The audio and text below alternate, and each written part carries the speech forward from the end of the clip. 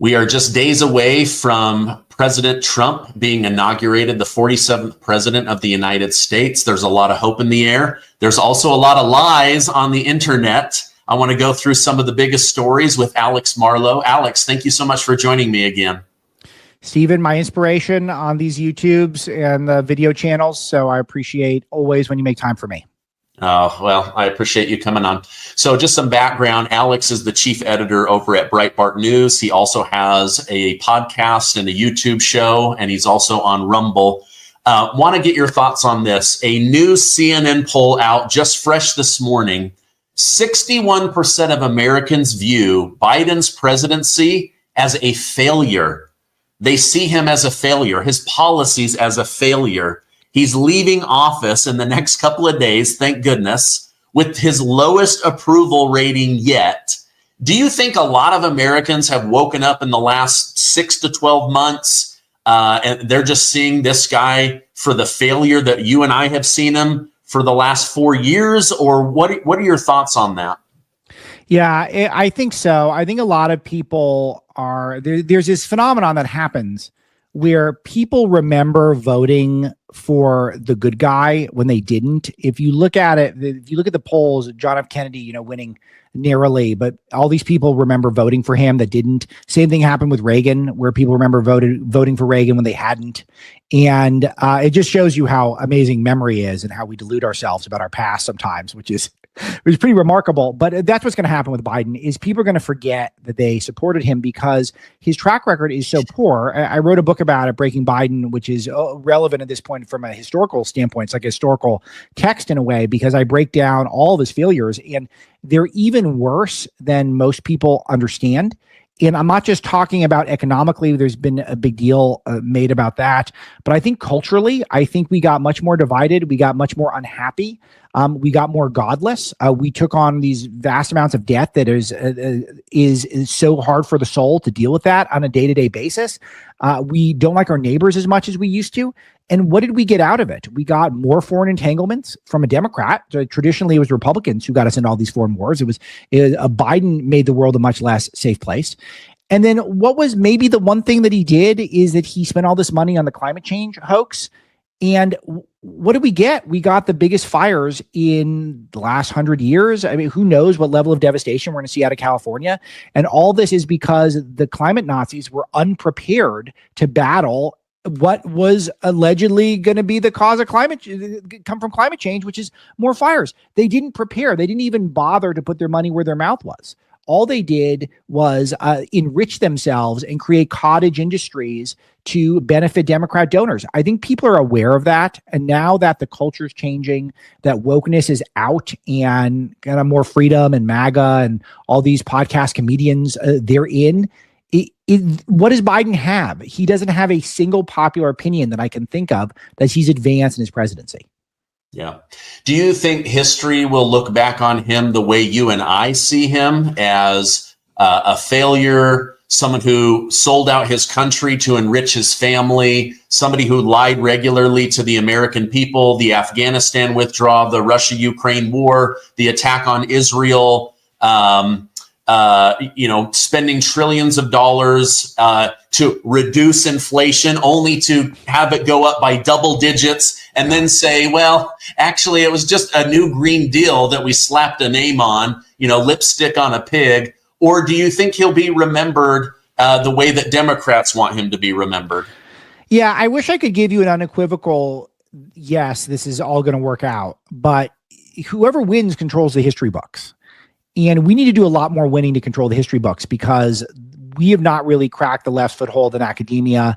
And with all of these online distractions, with all these apps we're all addicted to, and the scroliosis where we're just on our phones doing that all day, someone's got to write the historical record. Luckily, I've done a lot of it for Biden, though, the book came out over a year ago. So there's a lot more to be written about him. But overall, if you break it down, the Russia-Ukraine war would not have happened without Joe Biden. Luckily, I covered that, thank God. But there's other things. The October the 7th, that happened after my book had gone to print. So all of that would have happened, and all the subsequent fallout that has just been such a bummer globally. All that from Joe Biden. We have huge levels of Christian persecution all around the world, not being discussed right now. We have got the lawfare. The lawfare needs to be sensational amounts of division have come from the fact that Joe Biden, the second half of his administration, allowed the DOJ to be weaponized to try to treat his chief political rival as a criminal. Not some sort of a civil thing where maybe you'd have to pay a fine, but they're trying to lock him up. He spent the last 2 years of his administration trying to lock up Donald Trump. All of this stuff needs to be memorialized, and we need to note who are the bad guys and let the historical record reflect that. But will it? It all depends on if we keep winning. Okay. You mentioned them trying to lock Trump up. This is out today. On the left is Trump's presidential portrait. On the right is his mugshot. I can't help but notice how alike they are. I mean, do you think he wants to go down in history as the tough guy gangster that made America great and was a bold leader? Or, you know, I'm just shocked because everyone else is like these big cheesy grins. And this guy says, I'm the alpha male gangster bringing America back to greatness. Yeah, he's a very fun guy. He's a great hang. I got to spend quite a bit of time with him. He's very friendly and hospitable. Whenever you go spend time with him, that he's constantly bringing out Diet Cokes. He likes the tiny little bottles of the Diet Coke. He doesn't do the can or the fountain. Yeah, that might be for safety reasons. They're very classy, though. It's a classy look. He's always ordering hors d'oeuvres for people, and he's talking about the hors d'oeuvres, and he's really wants you to like them, and he's excited to share them with you. But I will tell you, I think that really the essence of what he is and who he is a badass. I think that's what he is. It's just he stands up to everyone. He stands up to all the generals. He stands up to the tech oligarchs. He stands up to the totalitarian dictators of other major countries. So I'm after getting shot in the ear and surviving the mugshots and all the attempts at putting him in jail and putting his family in jail. I think that was the exact right body language for a presidential portrait. His previous one, he's grinning, he's happy, he's going to be a uniter. We're all going to like him. Even the fake news is going to like him, and the establishment's going to like him. And how did that go? It went very badly. His administration was fine. It was good. Could have been better. And then he endured 4 years of basically torture at the hands of Joe Biden and all these prosecutors. And so now I think he feels like now it's just time to be a badass, and that's what I'm going to focus on. Yeah, I kind of like it. And I think he definitely was like, okay, show me my mugshot. I bet he was practicing in the mirror. Like, I got to get this just right. Nobody's messing with me this time around. Okay, so I want to roll a clip for us to react to together. This is Please. Senator Chris Murphy of Connecticut. He and other idiots from the Democrat Party were so disrespectful to Pam Bondi and others. But let me roll this and then let's react to it together. Here's the important thing about the Pam Bondi nomination hearing today. Either Pam Bondi doesn't understand the game, or she understands the game and she's lying. Here's what's going to happen. Donald Trump is putting people like Pam Bondi and Kash Patel in charge of the Department of Justice in order to tell them to go after his political opponents. Pam Bondi was asked today what she would do if she got that order from the White House, and she said, oh, that'll never happen. Of course it's going to happen. That's why Pam Bondi was selected for the job. Donald Trump did it to James Comey in the first term. Pam Bondi was asked, would you hire somebody that had an enemies list? She said, oh, I know what you're talking about, Kash Patel. He doesn't have an enemies list. He has an enemies list. It's right here. It's really long. It has on it former members of the Biden administration, former Trump advisors who have since criticized Donald Trump, individual FBI members. There is an enemies list that the next director of the FBI is bringing to the job with him. What's going on here is that people like Pam Bondi and Kash Patel are being picked so that they execute Donald Trump's plan to destroy his political opponents using the Department of Justice as his primary tool. That's the game. And either Pam Bondi doesn't understand why she has been selected to be Attorney General, or she knows and she's not telling the truth. All right. Senator Chris Murphy, a Democrat who regularly told people in mainstream media interviews that illegal immigrants are more important to take care of than American citizens. What are your thoughts, Alex, on his comments there? Yeah. So first of all, he takes this concept like you have an enemies list. Like, why is that inherently bad? If you have people who are enemies of the state, and you have people who have abused our laws, and if you have people who have politically persecuted other people, then you write the name down. And then if you just so happen to get put in charge of the FBI or the Department of Justice, maybe those are where you start your investigations. I have no problem with this. I have no problems with the quote unquote enemies list. I wouldn't put, if I had one, and I don't, Stephen. So it's like, I haven't written down all the people who've done me wrong over the years, but if I did, I wouldn't label it enemies list at the top. But I have no problem if Kash Patel noted stuff over time that these were the bad guys and they have not been held accountable. And if I'm ever in a position where I can, then I will, in the scope of the law. I'm not going to break any laws to do it. But if they've done anything that has been illegal, then I'm going to go, maybe I'll start looking at these people first. And I have zero problem with that. And the assumption that they haven't done exactly that to all of us. Breitbart's been in the enemies list before. We were the first to get boycotted when there were the rash of boycotts that taken place. There was a leaked enemies list of Facebook, and we were on that. So, Zuckerberg 2.0, we all love his new medallion and his new haircut. But he had an enemies list, and we were on it. There's a bunch of people on it. And was it his personally? I don't know. Was he going to act on it? He did, because we got censored and we lost advertising, etc. So here's my point. My point is that it is not a political statement if you say that we are going to prosecute the bad guys. It is a political statement if you say, I am going to free the bad guys because I don't want to have any sort of a headache because of some accusation that we might get. What I mean by that is, if there were people who abused power within Joe Biden's government, or any government for that matter, and they broke the law, and they have not been held to that law because they were the ones in charge of it, then when we're in charge of it, we're allowed to look into it and we're allowed to investigate them and perhaps prosecute them if they did violate the law. And it's very clear to me that there is deep coordination to try to interfere in the 2024 election by Joe Biden's Department of Justice and a lot of these various bureaus. And if we start investigations, and we will, then we're going to uncover illegality. And if that happens, I don't think it's a political act to try to prosecute those people who did it. Yeah. So my first thought was from his lips to God's ears, right? Like I know for a fact people watching you and I right now in my community, they're like, ooh, thank goodness there's a list. Yes. I want people held accountable. I want to know who Kash Patel thinks should be investigated. Amen. That committed treason, sold out their country, betrayed the president that he worked so hard to, prove as not being part of the Russia collusion story. I just think that these guys are like, holy crap, we thought we would be in power. We thought we would control the narrative. Now the script is about to be flipped. So what do? We've got to point out that they're doing what we're actually doing. But my first thought was, hey, that's great. What a great way to start off a list of people that should be investigated. Now, I say that tongue in cheek, but I don't want lawfare, but I do want the law to be fair. And if somebody broke the law and there's evidence and there's witnesses and testimony, then that needs to be investigated. Otherwise, you're turning a blind eye to crime.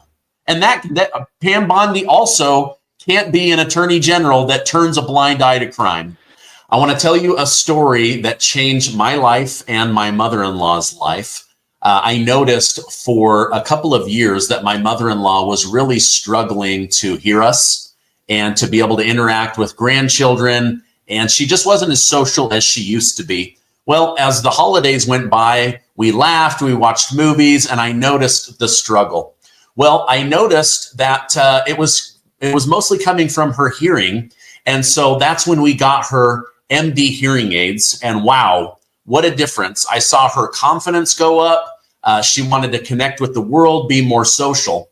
Now, this podcast is sponsored by MD Hearing, and I'm thrilled to share this incredible product with you.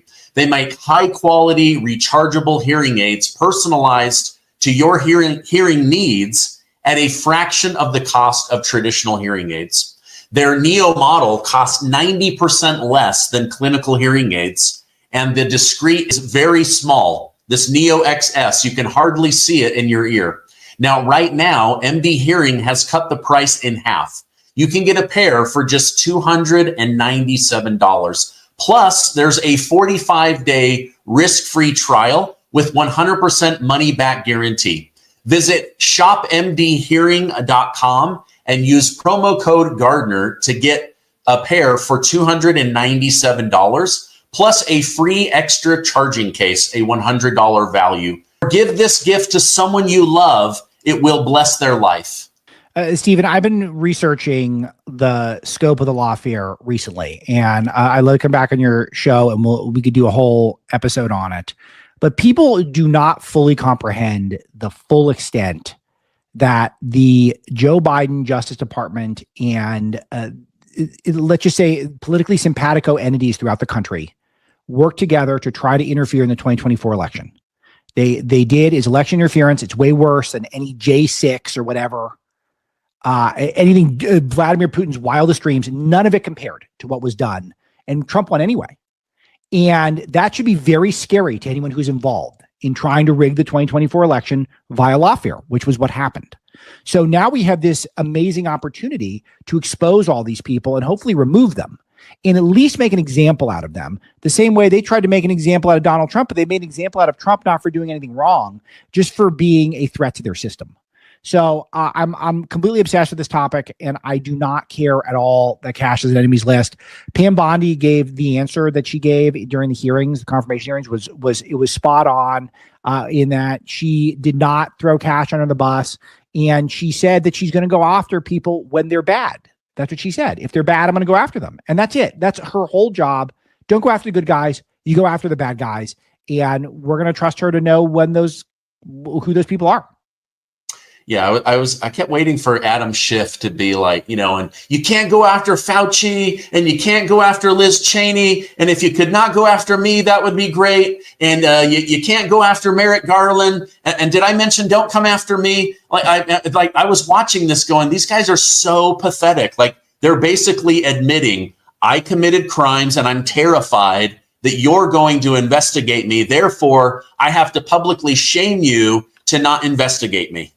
Yeah, there's so many good people got caught up in this J6 dragnet.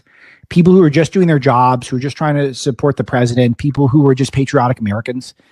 I'm not saying there weren't some bad things that were done. I don't condone any political violence. So anyone who is violent, I'm fine with some level of punishment to that. But just so many people just were harassed. And the fact that they could do that to us and they want to try to take off the table that we return the favor when it's legitimate.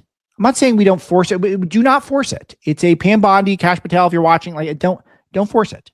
But if there's something that you feel like is legitimately illegal that took place, and there is going to be plenty of that, by all means, please investigate and deliver some good news to people in your audience and mine.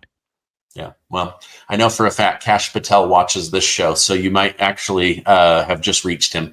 Okay, you are there in California. Your family is close to Los Angeles, the Palisade fires. Yeah. Governor Gavin Newsom is getting a lot of heat for how he has managed this. I'm now seeing billboards in the burned area that are saying, F you, resign, we will remove you, your days are numbered. What are your thoughts on this, and what is the mood in the greater Los Angeles area right now? Yeah, it's very, there's a lot of malaise. I think a lot of people are very stressed out by all of this. It's just taken away the whole vibe. My neighborhood's been untouched, which I'm lucky. I'm at the very northern part of the county, north of the city. And the closest fire is about 6 or so miles from here. The closest evacuations are maybe 3 miles, but the wind was blowing in the other direction. So we felt pretty good about it, but everyone knows someone who had their house burned down or their business burned down. And in our case at Breitbart, our COO, one of our executives, lost his house. And it was unthinkable hours before. When he was evacuating, he was still thinking there's no way that this is the end for my house. And he lost his house. Joel Pollack, who's one of our colleagues, who's probably known to you and people in your audience, his house made it, but it was one of 2 houses in his entire block. So he lived in this idyllic street where his kids would go play outside with other kids. It was a real community. And it's a fancy part of town, no doubt, but it was also a real community. And these communities are gone. And will you rebuild in California with as expensive as it is, with the tax rate being what it is, with regulations being what they are? I don't know. So the state's going to be completely different after this. The devastation is unspeakably vast. And people who are pointing fingers at the Democrats, it's very similar to my point about politics and the lawfare. If you're not pointing your finger at Democrats, you're engaging in a political act. The Democrats are 100% responsible for this. There were smoldering fires in the hills from New Year's that had not been put out, and the firefighters were not deployed in case they start to spread. We know that there's issues with power lines, et cetera. We know there's issues with arson. We know there's issues with homeless people starting fires because they're crazy, and they have a huge congregation in that part of the world. So we don't know the exact origins of it, but we know that we were unprepared. We cut the fire budget. The mayor was absentee. She was in Ghana. She was literally at a cocktail party in Africa. If the Babylon Bee wrote that, you would think, oh, that's too much. That's not even funny. It's too ridiculous. She was at a cocktail party in Africa. And the governor, who wants to be president, was not prepared. And he's acting like he cares now, but he was not prepared. And I'm afraid he's going to skate, Stephen. I really am. I'm afraid that people are going to point the finger at Karen Bass, and who's the mayor, and they're going to point the finger at the 3 lesbian fire chiefs that we have, which is just surreal. And they're all named Kristen or variation of Kristen. And they're going to think, oh, they blew it. Well, actually, Newsom blew it. And if we don't give him accountability here, then he could end up being president soon. I hate hearing that. He's such a snake oil salesman. You know, Mel Gibson, who lost his house, said he thinks all the California tax money is going to his hair gel. But I mean, kind of funny. It's a lot of it. Yeah, his coif was too sturdy for my take. For my liking, after when everyone else lost their house, and his hair was just placed in this perfect helmet, perched on top of his head. He's the exact right amount of salt and pepper going. It's very strange to me. It was too much. Yeah, I mean, there's 100-mile-an-hour winds and fires all around, and his hair doesn't budge. Yeah, perfect. Perfect. It's crazy. The only thing more consistent than his hair is Nancy Pelosi's stock trading record, but maybe because she's good. Yeah. I hope she retires and starts teaching a course on how to trade stock, because I just want that insight that she's got. So good at it. Yeah. Listen up, because I want to help you save money and make good financial decisions in 2025. A lot of us are trying to get our finances in order and start the year off right. There is some great news for homeowners. Interest rates have now dropped and are in the 5s. If you have been buried in high interest credit card debt, now is the time to break free. American Financing can help you access the cash in your home to pay off your high interest debt. Last year, their salary-based mortgage consultants helped customers save on average $800 a month. That's like giving yourself a $10,000 a year raise. What a great way to start the new year. And if you start today, you might be able to delay 2 mortgage payments. Call American Financing today at 888-686-8030 or visit americanfinancing.net/Gardner. Again, that's 888-686-8030. Go save yourself some money right now.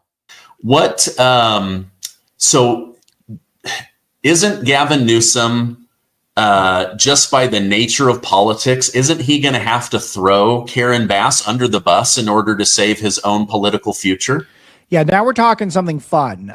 There's stakes here, because if he succeeds, then he could end up rehabilitating himself, because if California can build back fast and he can get it cleaned up fast, then he could end up getting credit here in the end, which would be a disaster, because his climate policies, his preservation of the Delta smelt and the salmon runs over fire preparedness is exactly why we got in this mess. He deserves tons and tons of blame here.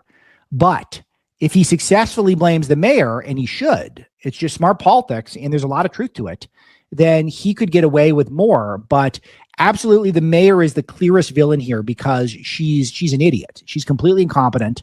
And she went up against a guy, Rick Caruso, who she narrowly beat. Rick Caruso is a former Republican.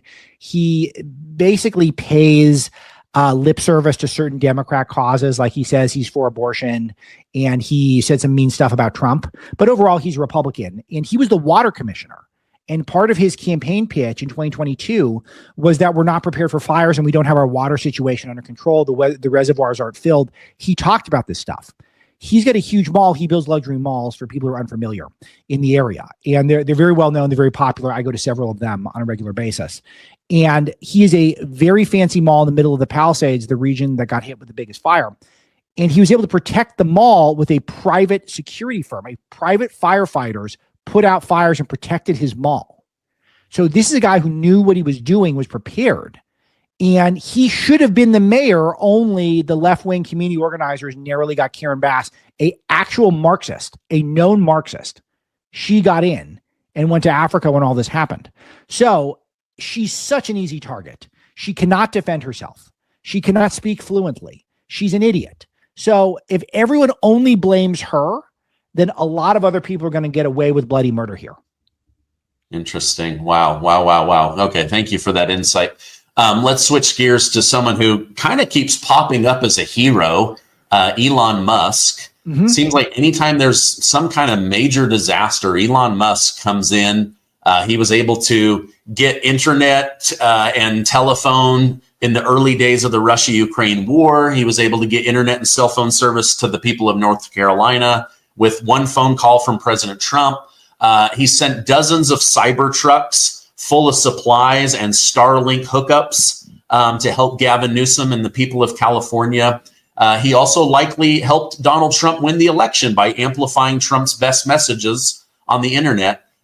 Your thoughts on Elon Musk and him? Is he just in the right place at the right time because he controls the cutting edge tech, or what are your thoughts?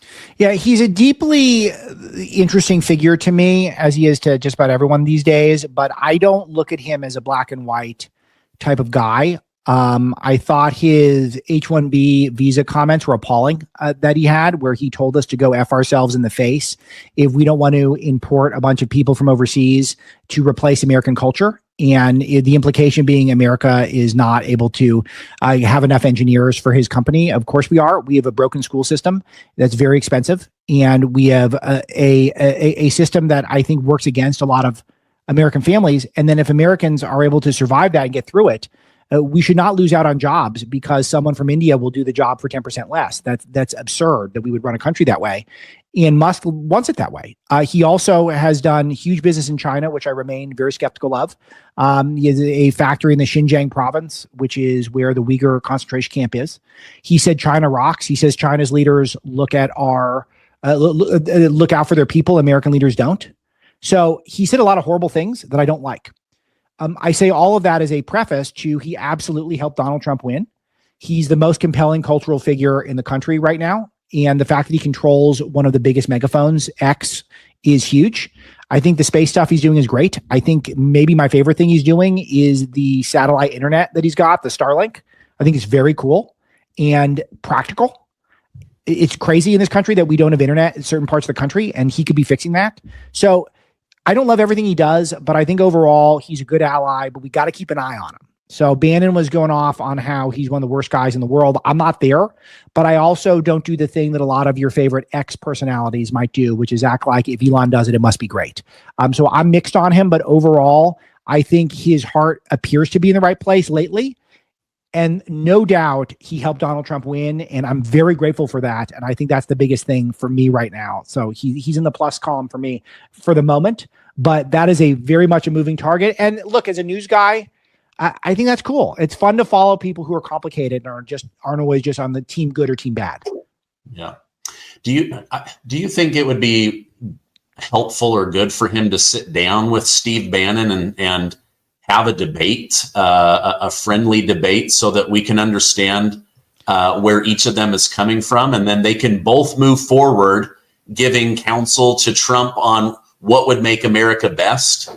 Yes. Yeah, I'm always for that because I think it's exciting when people dialogue. But I don't know if they could do friendly.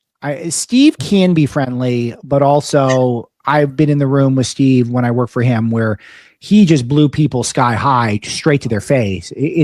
sensational to watch. I mean, the entertainment value is ridiculous, but it's also incredibly uncomfortable. And, Musk telling people to F yourself in the face because we believe that Americans should look out for Americans first and not for people for overseas, which is a totally reasonable viewpoint, is disturbing. It's a disturbing way to phrase that. You can disagree on the topic because he can say, I'm a capitalist, and the best thing for my business is to get the best labor at the cheapest rate. And I don't really care if you're American or Indian.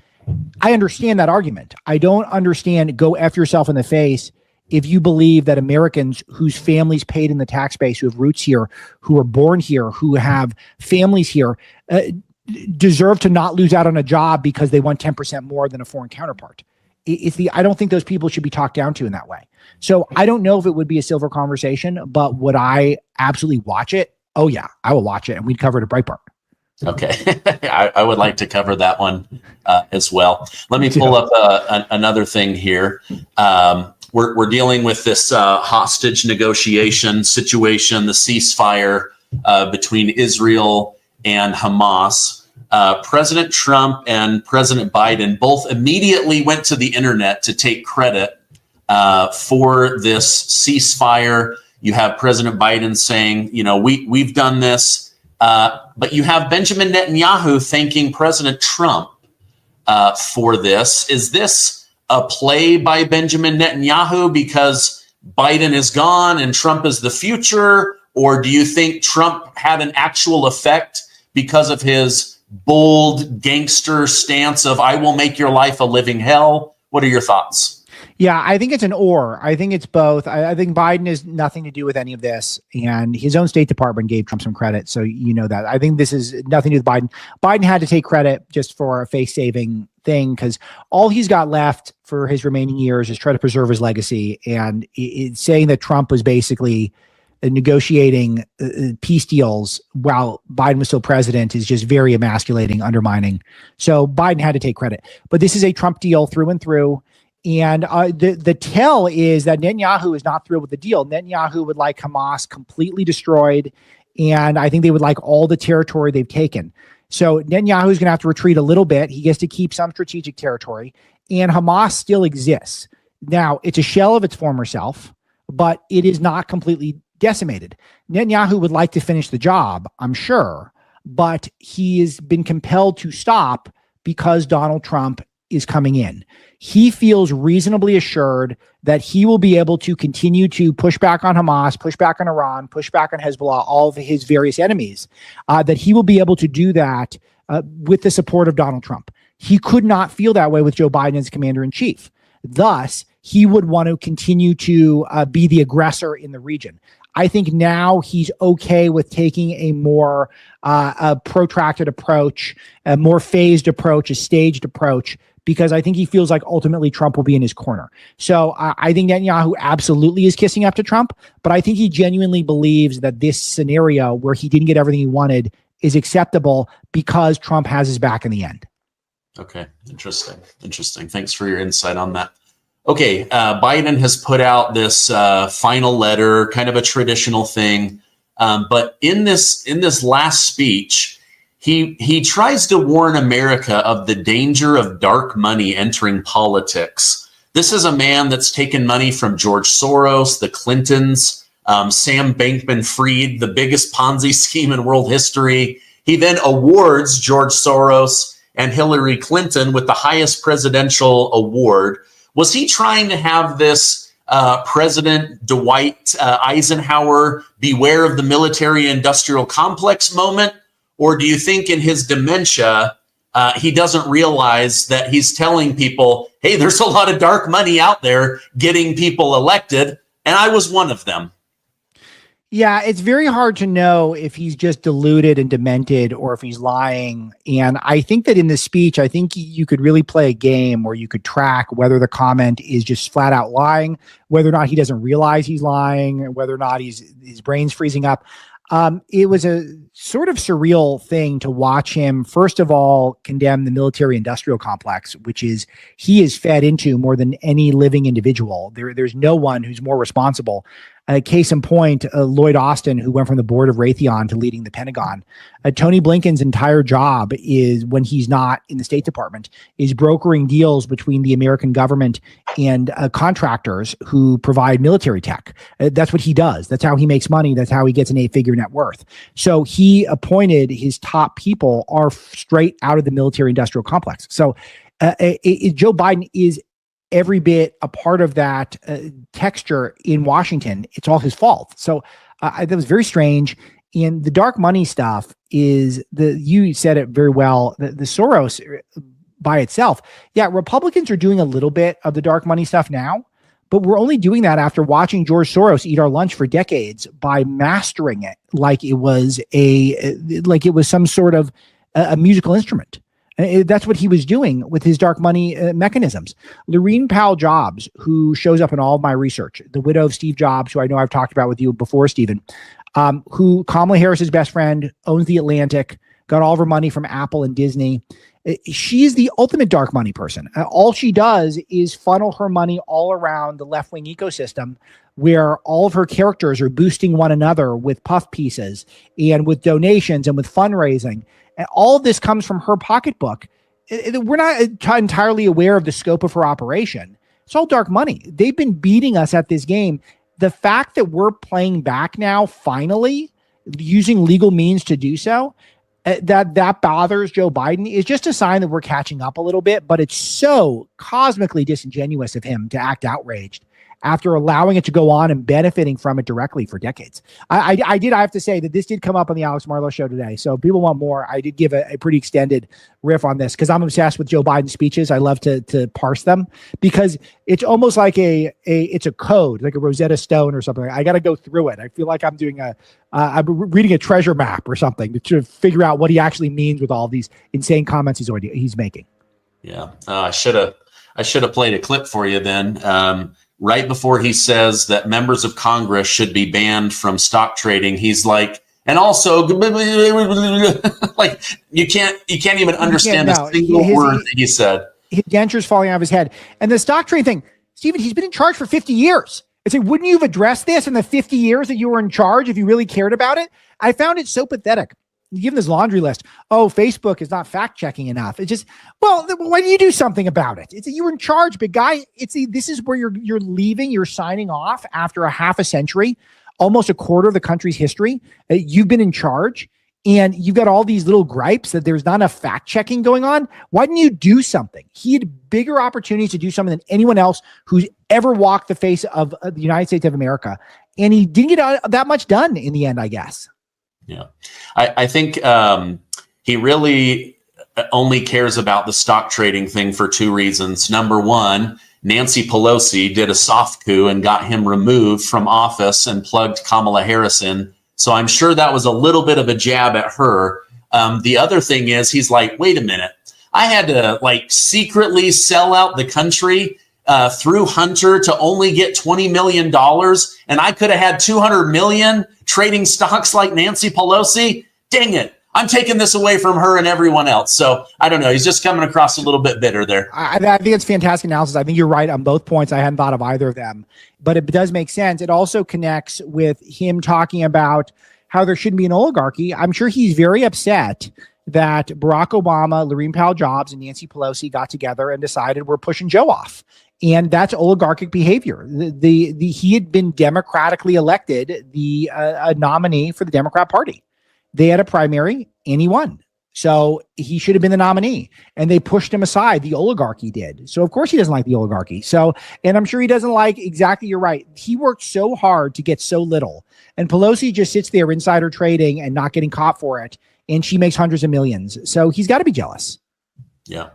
You know what he should have done? He should have said, I'm running for president and I'm going to pick a new vice president. And if at any time I feel like my age is getting in the way, I will step down and they will become the new president. And then they should have attacked with a better message, but they're idiots. Thank goodness. So totally right.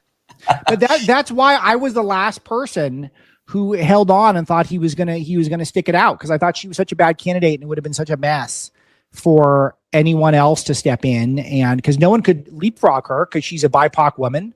So you couldn't have a Gavin Newsom come in over the top of her. So I thought it was going to be such a mess. They were going to leave him in, and then they didn't. I was wrong about that, but I still think my reasoning made a lot of sense in retrospect. Yeah. Newsom's like, oh, I can't throw Kamala Harris under the bus. She's a woman of color. Hey, Karen Bass. Boom. It's not looking good, now that his career is on the line. When it was Biden's career on the line, he wasn't willing to do that. But you watch, he will end up throwing her under the bus. Okay, final thing, and then I'll let you go. I'll make this really quick. But I noticed that 145 Democrats voted against protecting women and children from domestic violence and sexual assault from illegal immigrants. Are you kidding me? Why? Like, if you were a woman or a mother, wouldn't you go, wait a minute, most of my party just voted for me to be physically assaulted or sexually assaulted. I can't stand for this. And yet they cheer them. Yay! Illegal immigrants allowed to attack women. What the heck is going on with this? Yeah, it's very strange. This is something that I'm tracking a lot in the context of California, which is how many Democrats are going to admit that they had really bet big on some terrible ideas. There's so many terrible ideas that they've embraced. The clearest one is the men in the women's bathrooms and the men ruining women's sports. Other ones are that an open border is inherently good, that we should not deport people, that we should allow for violent illegal aliens to stay in the country. It's that we need to have unlimited abortions. I'm not talking about rape, incest, life of the mother. I'm not talking about stuff that happens in the first few weeks, which is I'm opposed to the vast majority of that, but I understand why you might be for it. But a party that's embraced third and fourth trimester abortions, insane concepts. The question is, are they going to start realizing that spending all this money on climate change and not preparing for fires, it's all these terrible ideas. Are they going to be able to look themselves in the mirror and say, we're wrong? We have a really bad slate of ideas and we need to change them? Or will they double and triple and quadruple down because they can't admit to themselves they spent so much of their adult lives in a delusional fugue state? That is the big mystery for the next 4 years, because you're getting your answers from Mark Zuckerberg and from Elon Musk and from Dr. Patrick Soon-Shiong, who owns the LA Times. A lot of these people are trying to pivot and they're trying to say, okay, we're done. It's over. Now, do I trust those people? Not yet, not for a while, not for years. But some of them are at least saying, okay, I'm done. I'm changing course. This is not working. Can all those Hollywood celebrities do it? Can all of those elected Democrats do it? And if they can't, and if you watch all these hearings this week, most of them can't. How is that going to go? How's it going to go for them? How's it going to go for Rachel Maddow? She can do the same stuff. She's back on 5 days a week now. She can do the same stuff that she did during the first Trump administration that seemed absurd but kind of worked, but is not working anymore. I don't know. And I can't wait to watch it. Yeah, me too. Hey, Alex, thank you so much for coming on. I'm going to put a direct link down below to your YouTube and Rumble show. So if people are watching on Rumble, they can find you easily. If they're on YouTube, they can find you easily. Also, a link to Breitbart News. Is there anywhere else that I should send people? No, that's amazing. I really appreciate it, Stephen. And I appreciate all that you do. Appreciate your shows, as you well know. And your audience is terrific. And everyone who comes over, I know a lot of people came over last time I was on, and they were so nice. And so you got a great audience that you've cultivated. A huge credit to you. Over at Breitbart.com, we have a premium membership called our Fight Club with a lot of cool stuff. We're doing a big event with Lara Trump right around probably when this goes up. So if you hustle over there, you could check it out. But if a lot of great Breitbart content, I would say the best news and analysis on the internet. And you've been a big booster of us, so I appreciate that as well. So that's it. That's where you can help me. Okay, great. Thank you so much. I hope you have a great rest of your day.